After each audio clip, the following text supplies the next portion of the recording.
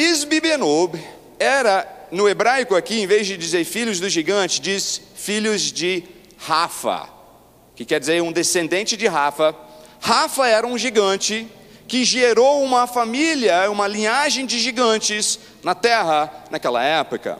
Se você voltar a pesquisar, você vai ver que, por exemplo, quando os espiões de Israel entraram na terra de Canaã e 12 voltaram, 10 falaram, não dá porque eles são gigantes, são como gafanhotos.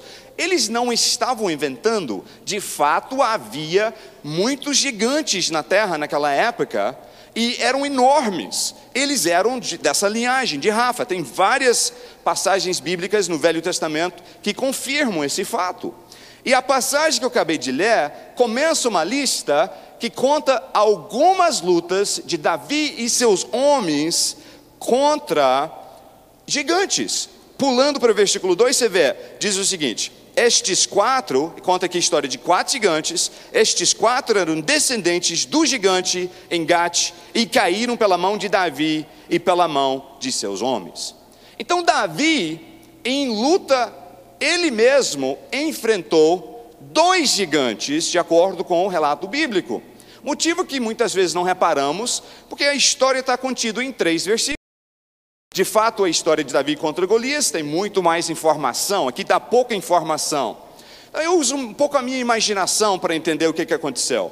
Em primeiro lugar, Davi vai para a batalha, ele está ali na batalha, lutando, e de repente, no meio da luta, esse gigante, que era um parente direto de Golias, não sabemos se era um primo de segundo grau, sobrinho, não sabemos, mas ele era um parente de Golias, eles eram da mesma linhagem, da mesma família, e ele guardou mágoa no coração, porque dizem que especificamente, que ele intentou matar Davi, disse também especificamente, que ele cingia uma espada nova.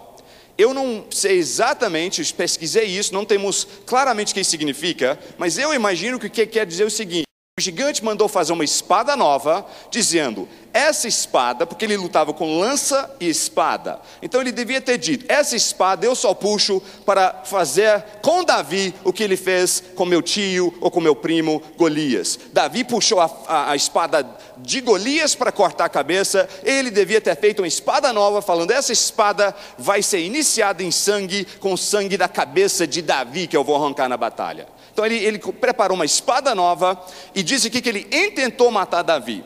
Agora eu quero trazer para vocês hoje alguns pontos sobre o que aconteceu ali, que você pode aplicar na sua vida em ministério. Primeiro é o seguinte: Davi se cansou. Davi foi para a batalha, lutou com esse gigante, e ele cansou. E nós sabemos que aqui no final da história, disse que os homens de Israel falaram, você, Davi, nunca mais vai para a batalha, para que não se apague a lâmpada de Israel. Nós não podemos te perder na batalha, você vale demais. Um lugar eles falaram, você vale igual metade do exército, você vale igual 10 mil homens, nós não podemos te perder, você é o nosso líder, nosso rei. Eles amavam profundamente Davi, então eles falaram, olha, você não vai mais. Por que agora eles falam isso? E ele vinha numa carreira de batalhas a vida inteira, porque foi a vez em todas as batalhas que ele lutou, que ele chegou mais perto da morte, que ele chegou mais perto da derrota. Por isso que assustou os homens deles, falando, poxa, o nosso rei quase morreu ali, não vamos deixar ele mais ir à batalha, porque ele cansou ali no meio. Agora, falando a respeito de você que está no ministério, eu que estou no ministério, um dos maiores erros que nós estamos fazendo hoje em dia, é que nós, igual Davi, estamos nos cansando. Nós não estamos sabendo separar as coisas na obra.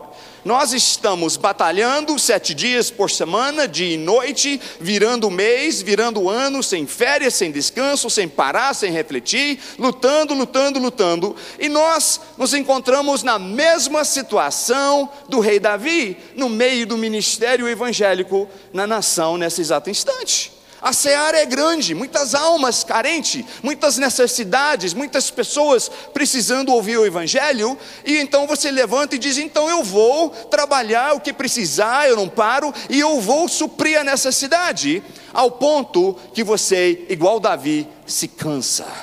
O problema é que quem se cansa, abre uma brecha na sua vida e ministério para queda, pois por causa de nada mais do que simples cansaço, eu tenho visto amigos e homens de Deus, que eu tenho acompanhado, caírem mortos de forma precoce, porque eles não souberam simplesmente descansar.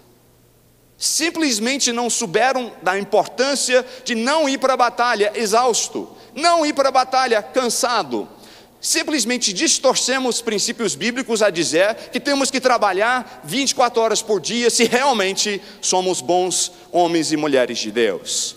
Mas de fato, se você entender o princípio bíblico sobre isso, você vai entender que você precisa entender que você não é só espírito.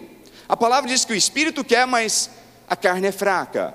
Você é feito de 3 partes: espírito, alma e corpo. E nós só enfatizamos espírito, o espiritual. O que Deus faz na área espiritual? E a parte de alma e corpo acaba ficando de lado.